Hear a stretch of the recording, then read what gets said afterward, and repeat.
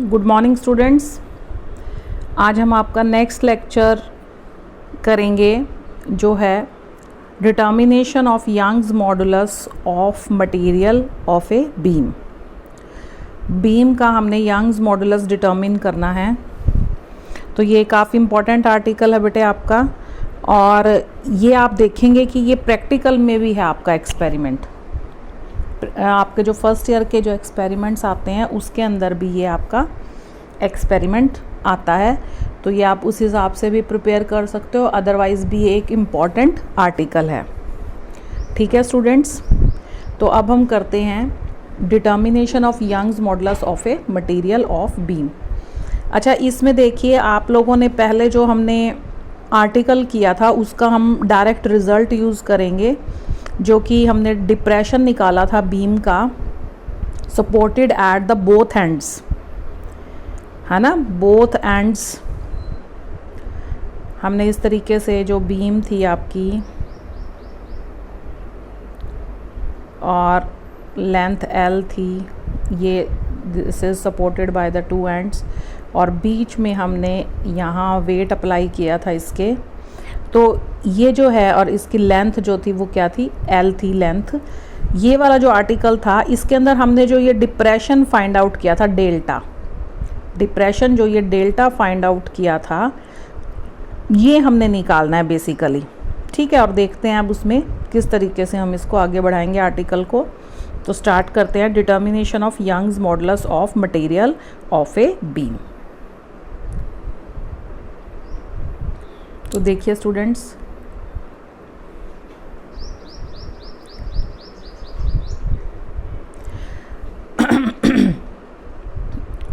हमने जो equation derive की थी for the depression of a beam supported at its end and loaded in the middle, that will be used to experimentally determine the value of the Young's modulus of the material of beam.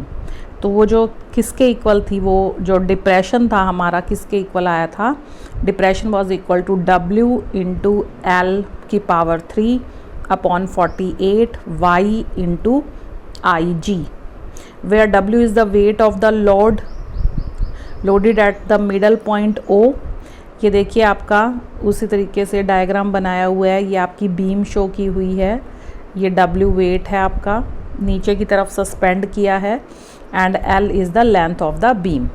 Clear, L is the length of the beam and capital Y is the Young's modulus which is to be determined। ये जो Y है capital Y, ये आपका क्या है, Young's modulus है जो हमने निकालना है। अब देखिए जो बीम अगर रेक्टेंगुलर क्रॉस सेक्शन के, हम इसके अंदर जो आप लैब्स के अंदर भी हम क्या करते हैं, बीम जो है रेक्टेंगुलर क्रॉस सेक्शन की ही लेके चलते हैं, जिसकी ब्रेड्थ B हो और डेप्थ D हो। ठीक है, ये भी हम फाइंड आउट करेंगे, ये भी हम पैरामीटर्स निकालते हैं। डेप्थ B हो और ब्रेड्थ क्या हो, डेप्थ D हो और ब्रेड्थ B हो। तो ये रेक्टेंगुलर क्रॉस सेक्शन की जो बीम है वो हम कंसिडर करेंगे, और जिसका जो moment geometrical moment of inertia IG जो होता है, that is equal to B into D cube upon 12, B into D cube upon 12। तो जब हम इसका वैल्यू सब्सटीट्यूट करेंगे यहाँ पे IG की, तो हमारे पास ये जो डिप्रेशन आता है, डेल्टा जो आता है, that is WL cube upon 4B D की पावर 3 एंड Y, इसके इक्वल आता है डेल्टा जो है आपका। अब delta depression, delta is the depression कि कितना डिप्रेशन आया है। अब यहाँ से हम Y की फॉर्म में ले सकते हैं, ये इक्वेशन Y की फॉर्म में ले लीजिए, that will be equal to Y आपका इधर लेफ्ट साइड चला जाएगा, डेल्टा आपका राइट साइड नीचे आ जाएगा, और ये जो इक्वेशन है वो क्या बन जाएगी, WL क्यूब अपॉन 4BD की पावर 3 इंटू डेल्टा। ये तो हो गया फॉर्मूले की बात कि आपका ये फॉर्मूला इसके अंदर यूज़ होगा। अब ये एक्सपेरिमेंट हमने करना किस तरीके से है ये देखते हैं। What is the method to find out these parameters. जब हम ये सारे के सारे पैरामीटर्स फाइंड आउट कर लेंगे तभी हम आपका यंग्स मॉडुलस निकाल पाएंगे। तो वन बाय वन देखते हैं किस तरीके से। सबसे पहले जो बड़ा इंपॉर्टेंट है कि हमने डिप्रेशन निकालना है बीम का, तो डिप्रेशन हम किस तरीके से निकालेंगे। तो देखिए सबसे पहले जो फर्स्ट आपका पॉइंट है that is beam is horizontally supported at the two knife edges. Two knife edges means कि एक शार्प एजेस होते हैं हमारे, अगर हम सेटअप देखेंगे इसका लैब के अंदर तो हमारे इस तरीके से जो है आपके दो शार्प एजेस होंगे, ठीक है, जिसके ऊपर हम लोग क्या करेंगे वो बीम जो है वो रख देंगे एजेस के ऊपर, ठीक है। जो आपकी बीम होगी, सपोज़ ये आपकी बीम है और ये कंपैरेटिवली क्या है, कंपैरेटिवली जो एजेस हैं उनकी लेंथ से ज़्यादा होगी, तो जो ये एजेस के जो बीच की लेंथ है उसको हम बोलेंगे दैट इज़ एल, ठीक है ना, which are the length between the edges that is known as L, ठीक है। और ये कैसे हम मेजर करेंगे, that will be measured by using a metre scale. जो सिंपली हमारा बड़ा सा मीटर स्केल आता है उसकी हेल्प से हम इस एल को नोट करेंगे। क्लियर। फर्स्ट स्टेप कि जो शार्प एजेस हैं, नाइफ एजेस हैं, उसके ऊपर हम ये जो बीम है हमारी इसको प्लेस करेंगे और उसके बाद हम L length between the edges note करेंगे। और वो नोट किसकी हेल्प से करनी है, हमने मीटर स्केल की हेल्प से करनी है। And after that number 2, A स्टीरअप having a hook is arranged at the middle point of the beam. A cross mark on this stirrup is focused in a traveling microscope. तो ये जो हमने अभी जो एजेस का अरेंजमेंट दिखाया था और इसके ऊपर हमने ये बीम प्लेस की है लाइक दिस, इसके ऊपर अब सेंट्रली हम क्या करेंगे, एक ऐसे स्टिरअप अरेंजमेंट रखेंगे और एक हुक होगा साथ में लाइक दिस, ऐसे, ठीक है। और ये होगा यहाँ पे एक ऐसे प्लस क्रॉस का निशान हम बनाएंगे, ये निशान इसके ऊपर यहाँ एग्जैक्टली बीच में बनाएंगे, एक्चुअली यहाँ बनाएंगे, ये जो निशान है ये वाला। A plus sign will be made on this portion और उसके साथ आपका क्या अटैच्ड है, ये आपका हुक अटैच्ड है जिसके साथ हम वेट सस्पेंड करेंगे फिर further with the help of this hook. भाई कितना हमने वेट सस्पेंड किया, 1/2 kg है, फिर 1 kg है, 1.5 kg है, 2 kg है, लाइक दिस, ठीक है। And each weight is having 0.5 kilogram, 0.5 kilogram, ठीक है।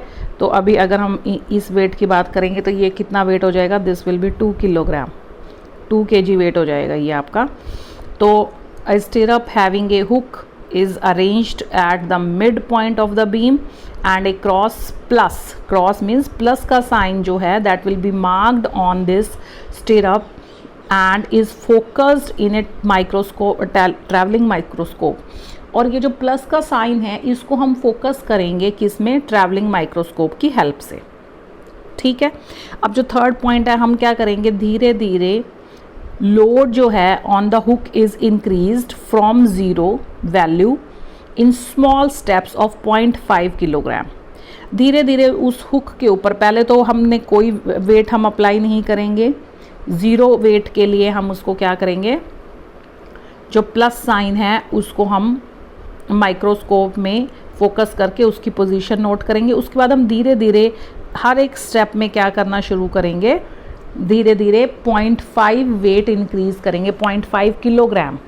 तो वो जो वेट हम इंक्रीज करेंगे धीरे धीरे, मतलब फर्स्ट स्टेप पे आप 0 पे रीडिंग नोट करेंगे, सेकंड स्टेप पे 0.5 किलोग्राम पे, फिर 1 किलोग्राम पे, फिर 1.5 किलोग्राम पे, फिर 2 किलोग्राम पे, फिर 2.5 किलोग्राम पे और फिर 3 किलोग्राम पे। इस तरीके से आपने ये जो वैल्यूज़ हैं ये क्या करनी है, नोट करनी है।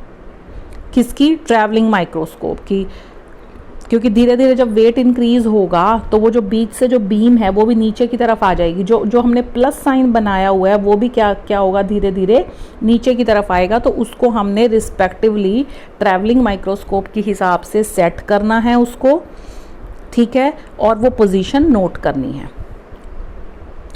थर्ड पॉइंट पे क्या करेंगे, correspond to each load microscope reading is noted. हम नोट कर लेंगे सभी readings and loading weight up to 3 to 4 kilogram. ये जो हमने 0 से स्टार्ट किया था लगभग 4 किलोग्राम तक आप वेट इसके ऊपर लोड करेंगे in the increasing step of 0.5 kg each.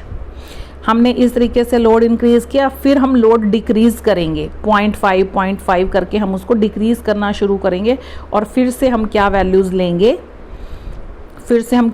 लेंगे, उसी तरीके से हमने वही वैल्यूज़ लेनी है कि सबसे पहले 4 किलोग्राम के विद रिस्पेक्ट लेंगे, फिर 3.5 के, फिर अब डिक्रीजिंग सेक्शन में जाएंगे ना, तो फिर 3 किलोग्राम के विद रिस्पेक्ट उसी क्रॉस की वैल्यू हमने नोट करनी है in the travelling microscope. Clear students? तो load is removed in the step of 0.5 kg to completely unload the beam. धीरे धीरे आपका क्या हो जाएगा, क्योंकि हम वेट डिक्रीज कर रहे हैं तो कम्प्लीटली जो बीम है वो अनलोड हो जाएगी। And mean value of the travelling microscope is determined for each load. तो हम उनकी मीन वैल्यू हम वहाँ से ले लेंगे। हम इसको सिर्फ इंक्रीजिंग लोड के लिए भी कर सकते हैं, पर हम डिक्रीजिंग लोड के लिए क्यों करते हैं, क्योंकि जितनी ज़्यादा हमारे पास नंबर ऑफ ऑब्जर्वेशंस होंगी उतना ज़्यादा हमारा जो एक्सपेरिमेंट है वो एक्यूरेसी की तरफ बढ़ता है। ठीक है स्टूडेंट्स? तो इसलिए हम डिक्रीजिंग लोड के लिए भी करते हैं। जो इंक्रीजिंग और डिक्रीजिंग की सेम वैल्यू के लिए जो आई है उनका हम अपना मीन ले लेंगे, तो इससे हमारे को ये वैल्यूज़ मिल जाएंगी। नेक्स्ट है, फिर हम क्या करेंगे, हमारे पास ये वैल्यूज़ आ जाएंगी। अब ग्राफ प्लॉट करेंगे हम। एक graph is plotted between the load in mass मतलब जो किलोग्राम्स में होगा, लोड वर्सेस माइक्रोस्कोप रीडिंग। ठीक है, इसके बीच में हम एक प्लॉट ड्रॉ करेंगे। ट्रैवलिंग माइक्रोस्कोप की जो रीडिंग्स हैं वो वाई एक्सिस की तरफ, और जो आपकी मास या वेट आपने जो सस्पेंड किया है वो रीडिंग्स जो है आपकी एक्स एक्सिस की तरफ होंगी। ठीक है, तो ये जो आप देखेंगे कि ये जो हमें प्लॉट मिला है, this is a straight line. ठीक है, ये 1 किलो के विद रिस्पेक्ट है, ये 2 के, 3 के, इस तरीके से। तो हम क्या करेंगे, 2 points P and Q are taken on the straight line such that, अब ये P और ये Q पॉइंट्स हमने ले लिए हैं, इस तरीके से हमने लिए हैं कि जो वेट का जो डिफरेंस है वो 2 kg हो। देखिए अब ये तो 3 kg के विद रिस्पेक्ट था और ये 1 kg के, जो पॉइंट P है, पॉइंट P जो है, point P is for the 1 kg and point Q is for 3 kg। तो इन दोनों का जो यहाँ पे डिफरेंस है ये क्या हो गया, दिस इज़ 2 kg। तो 2 kg के विद रिस्पेक्ट हमने ये क्या ले लिया, ये हमारे पास जो वैल्यू आएगी वाई एक्सिस पे, ये जो डिस्टेंस आएगा, that will be the depression for the 2 kg, depression for the 2 kg load. ठीक है, तो हम ऐसे ही जो P और Q पॉइंट्स है उनको X और Y एक्सिस से मिला देंगे, तो वहाँ से हमारे पास ये जो CD आएगा, that will be the corresponding depression with the load 2 kg, for the load 2 kg. Clear? This difference CD gives the depression for the load 2 kg. अब जो मीन वैल्यू है B और D की, B is the breadth and D is the depth of the beam. They are also determined with the help of vernier caliper and the screw gauge respectively. जो breadth है आपकी beam की और जो depth है, दोनों की दोनों हम इजीली फाइंड आउट कर सकते हैं with the help of vernier calliper and with the help of screw gauge. वो ऑलरेडी आपको पता है किस तरीके से उससे वैल्यूज़ आपने फाइंड आउट करनी है। ठीक है, 3 या 4 पोजीशंस पे आप अलग अलग से बार से रीडिंग ले सकते हैं, उनका मीन आप निकाल सकते हो। तो वहाँ से हमारे पास जो ये फैक्टर्स हैं B और D दोनों, B is the breadth and D is the diameter of the beam, वो easily आप find out कर सकते हो। तो आपके पास सारी की सारी चीज़ें आ गई, तो आप क्या कर सकते हैं, यंग्स मॉडुलस को easily find out कर सकते हैं। W आपको पता चल गया, L हमने निकाला था मीटर स्केल से, B और D अभी आपने निकाल लिए दोनों, और डिप्रेशन भी आपने अभी यहाँ से ये फाइंड आउट किया है। ठीक है, तो आपको सारे फैक्टर्स मिल गए हैं, सारे पैरामीटर्स आपको क्लियर हो गए हैं। तो यहाँ से आप इजीली यंग्स मॉडुलस की वैल्यू फाइंड आउट कर सकते हैं फॉर द बीम, जो कि बहुत इम्पॉर्टेंट पैरामीटर है बीम के लिए, मटेरियल के लिए, ठीक है ना। मटेरियल के लिए यंग्स मॉडुलस निकालना बहुत आसान है और आप निकाल सकते हैं। और जो आपका लैब पार्ट है फर्स्ट ईयर का, उसके अंदर भी ये पोर्शन आता है। तो ये था आपका ये टॉपिक, और ये पेपर के जो आपका थियरी पेपर है उसके हिसाब से भी बहुत इम्पॉर्टेंट है। तो please do prepare it carefully. Thank you so much.